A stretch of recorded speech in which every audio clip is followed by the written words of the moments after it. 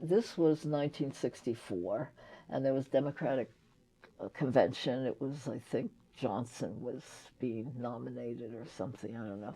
Anyway, so we went up to Atlantic City.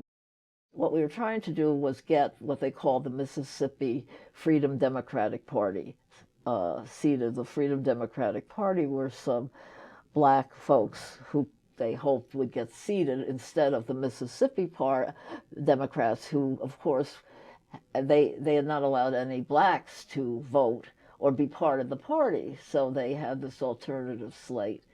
In the end, what they did was gave them a couple of seats at large, but that really did not satisfy much of anything as far as we were concerned. But anyway, we picketed on the boardwalk up there, and what I really remember about that, two things. Number one, there was a counter demonstration to our demonstration.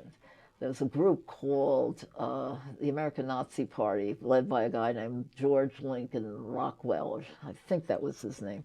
Anyway, so they show up on the boardwalk, complete in Nazi uniforms, you know, goose stepping all the way. It was really kind of, I mean, I wasn't too scared because there's this little group and there's a lot of people and the cops are there. But then I guess the Teamsters, who were very strong supporters of the Democrats at that point, showed up. And as I describe it, these are men without necks. I mean, okay, they show up. And they started to pound.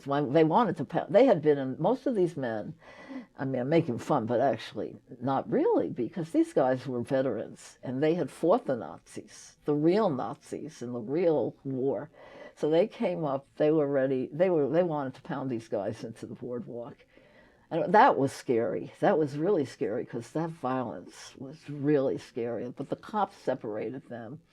And the Nazis, being what they were cowards and went running off and disappeared. But the Teamsters stayed around and sort of stayed with us and made sure they didn't come back again. So for a while anyway. So that's what I remember of that.